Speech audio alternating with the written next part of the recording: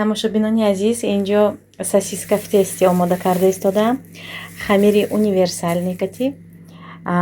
Рецепти хамир дар канали мо ҳаст. Хамири боқимонда кати булочка омода мекунам.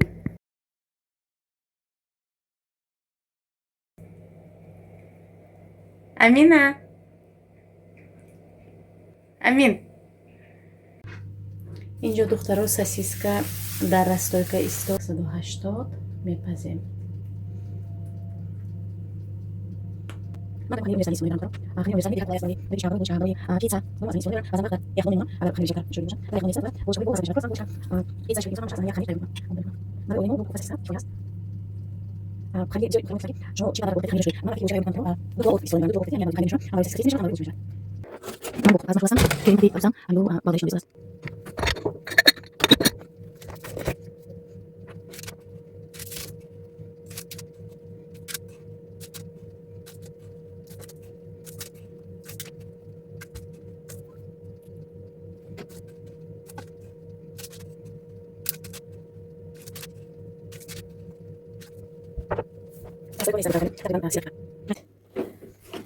Ана духтарои азиз, сосиска в тесте омода шуд. Инҷа Рустам помидор шинонда истодааст, қати соҷида. Ман бошад пухтупаз карда истодам, суп омода кардам. Акнун выпечка. Ана ҳамин хел мешавад духтарои азиз, беҳад лаззат мешавад. Вақти хамира шуридам ба 4 қошуқ шакар илова кунед. Баъдан метавонед ҳам сладкий пирог тайёр кунед, ҳам чизе ки хоҳед метавонед омода кунед аз ҳамин хел хамир.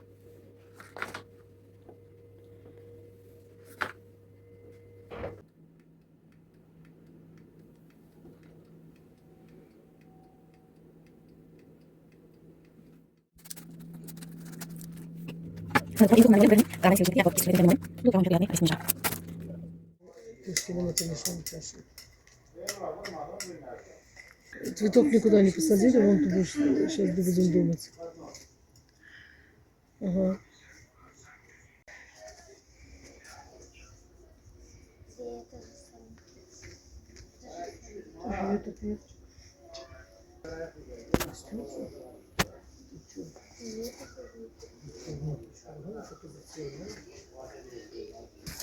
тамошобино анаин кашниҷи укроби ман ҷида қати духтаро имрӯз уборка кард. Духтаро алафа тамоман тоза кард.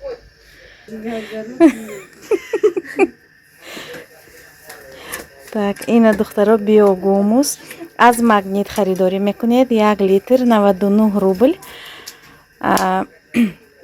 баъди ин ана ҳамин кабутиҳои ман беҳад босифат шуд. Инҷа ҳамаи ваёш навиштагӣ. Обработка семян, клубней, черенков 15 миллиграмм на 1 литр воды, яъне ки 20 миллиграмм ба 1 литр об, яъне 10 литр об ба 200 миллиграмм бояд илова кунед. 1 стакан барои 10 литр об. Инҷо 1 литр 5 маротиба мешавад духтаро, яъне 100 литр об ба ана ҳамин кифоя аст. баъдан оиди укроп духтаро, ман укропа аз аптека харидорӣ мекунам. тухми укропа ана ҳамин хел тухми укропи обработани беҳад нағз мебурад. ана ҳамин укропа духтаро ман аз аптека гирифтагӣ, ҳамин укропи аптека. Да фарзандо имрӯз ҳама каса агарот ба ёрдам дода истодаанд. Рустам выходна. Здесь инҷо хӯроки нисфирӯзӣ омода карда истодам. Ош мепазем ва як намуд суп омода мекунем. Супи турецкий, хамир, батончаҳои ҳамин хел майдача, гармакак барои обед. Инҷо бошад суп. Имрӯз первый второй карда хӯрок тайёр мекунам. барои суп ман фарши курини истифода мебарам. Фрикаделкаҳои курини майда ҳак мекунам. 1 дона тухм ва манни крупа, приправа, намак.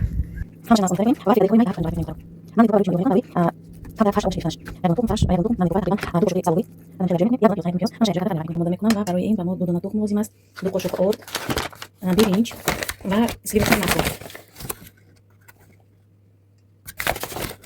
баъдан пудинаи поқ кардагӣ илова мекунам ё ки кабудӣ илова мекунам. Ин уже аз худатон вобаста.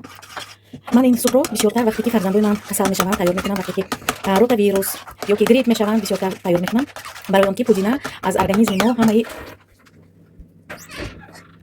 барои он ки пудина аз организм монанди антибиотик ҳамаи воспалительни процесса мебарорад. ҳамин хотир ман ана ҳамин чизои фоидаовара тайёр мекунам.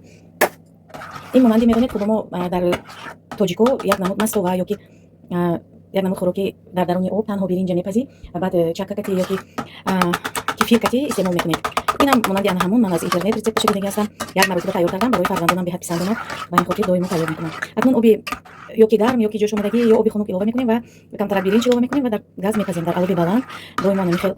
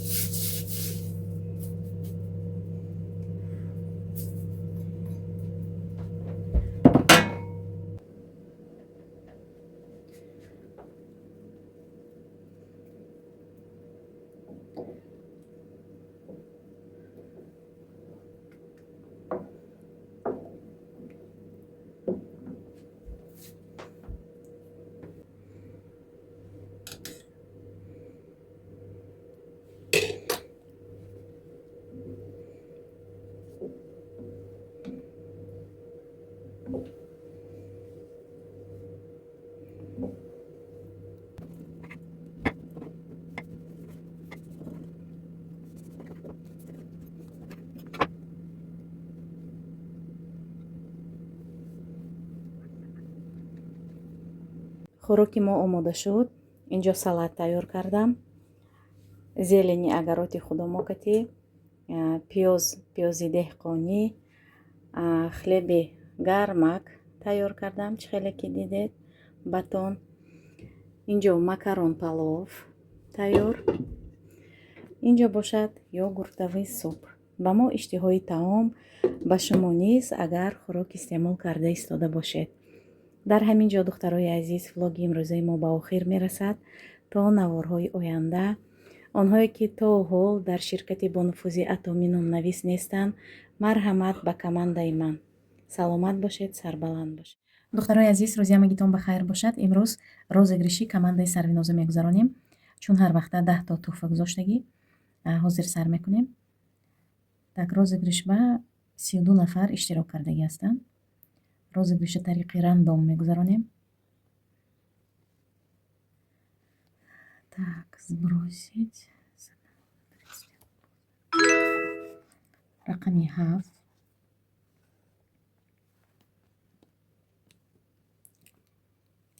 7 мавҷуда ҳозир менависам рақамҳояш.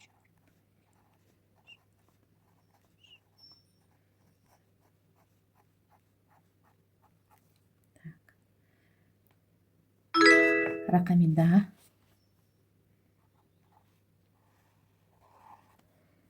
10 зери рақами 10 бонуҷон, апаи бонуҷон бурд кардан.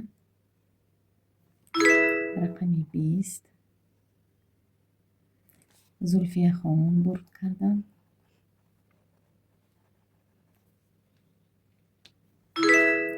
рақами 27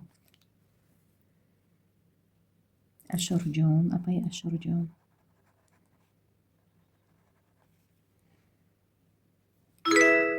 29. Бозам апаи бонуҷон бурд кардан. Рақами 6. зери рақами 6 муҷибахон.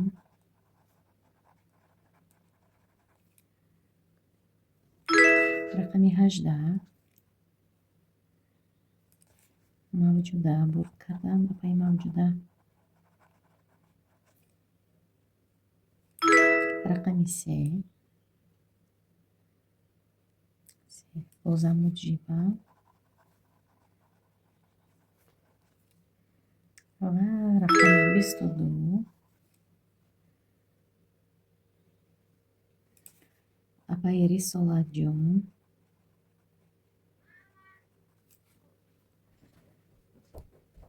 ва як рақами дигар, рақами 2, зери рақами 2, дилоромҷон, хоҳари азизи ман.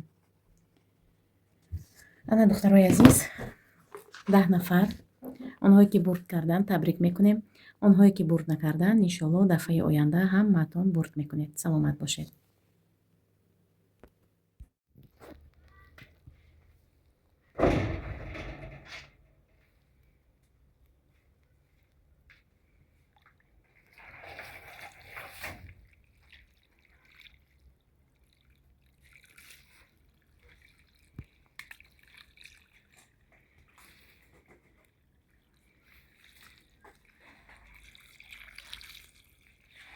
Всё, Настя, рядом.